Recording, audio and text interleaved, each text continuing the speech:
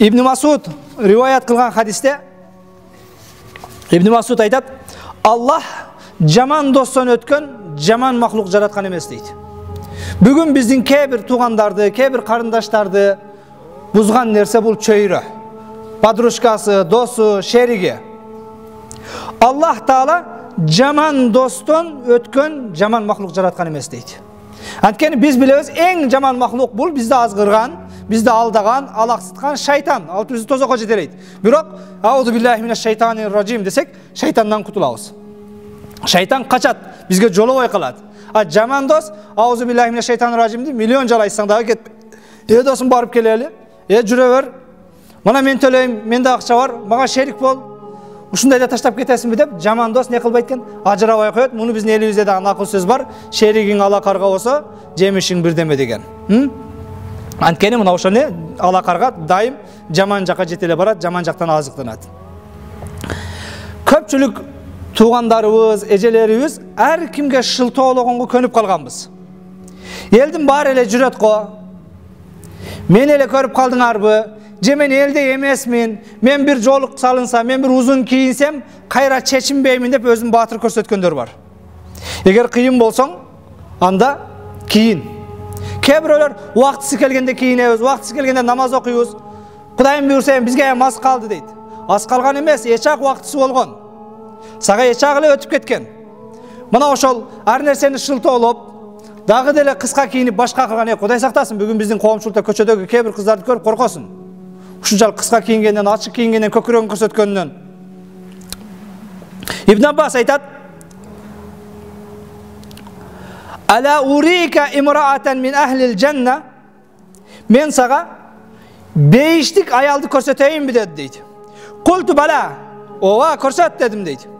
Кала хазигил мар'ату сауда, тетиги бараткан кара катын, кара аял, мына ошол бейиштик деди. Анткени бул аял ататин набия саллаллаху алейхи ва саллам ва калат, бул аял күндөрдүн биринде пайгамбарга келди дагы: инни усра, мен жанакындай талман бар, эпилепсиям бар, кармап калып, эсим ооп жыгыламын. Ва инни атакашаф, мына ошол жыгылган учурда уяттуу жерим ачылып калат, мойнум көрүнүп калат, путум көрүнүп калат, ошо жыгылганда өзүмдү билбестен акылымды жоготуп коем, я Расулалла дейт. Фадуллах али, Аллахка дуа кылсаң ушул оорумдан айыгып кетсем, анткени мен жыгылган сайын мойнум, чачым көрүнүп, шерменде боло берем деди.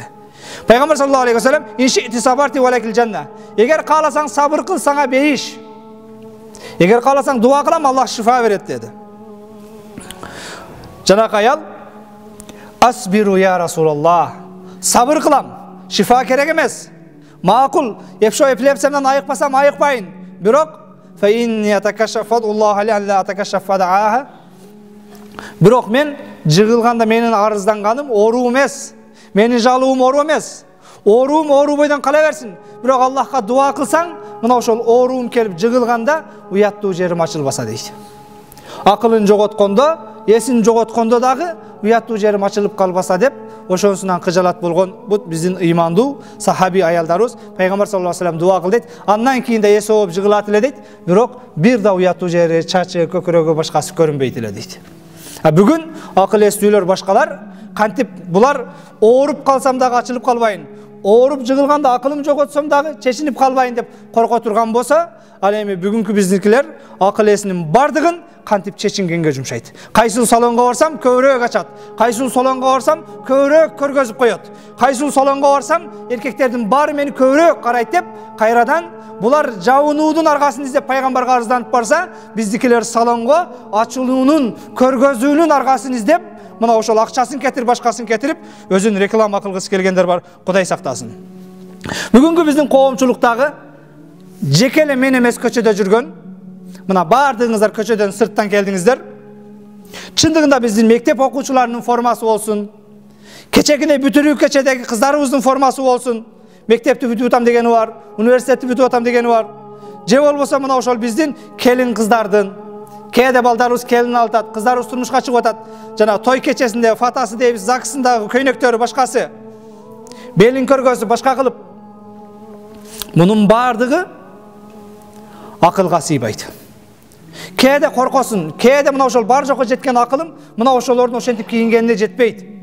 Кээ бир кыздарыбыз бүгүн шортик менен кыска юбка менен көчөгө чыкканын көрүп, Кудай сактасын деп жакаңды кармайсың. Жогоруда мен айткан мына ошол мусулмандын кыздары, атасы мусулман, катарда намазда отурат, мечитте отуруп, апасы мусулман, бирок тилекке каршы тиги кыздардын кийингени аябай өкүнүчтүү, аябай коркунучтуу. Улуу сөздө уят жок.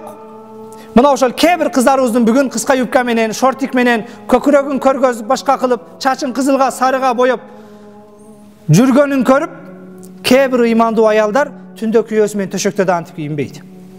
Бирок биздикилер ыңгайсыз болбостон, кыжалат болбостон, ошол менин карындашым, же сенин карындашың. Кээ бир ошол биздин көчөдөгү, биздин коомдогу кыздардын мектепке кийип барып аткан, университетке кийип барып аткан, ЗАГСка кийип чыгып аткан кийимин көпчүлүк ыймандуумун деген аялдар түндө төшөктө кийбейт.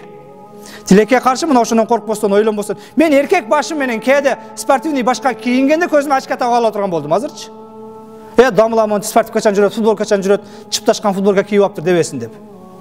Анан аял кишилердин ушинтип бир кыска кийгени, башка кылганы бул мына ошол биздин уятты жоготконубуз. Эгер адамдан уят кетсе бардыгы кетет, уят келсе баары келет деп.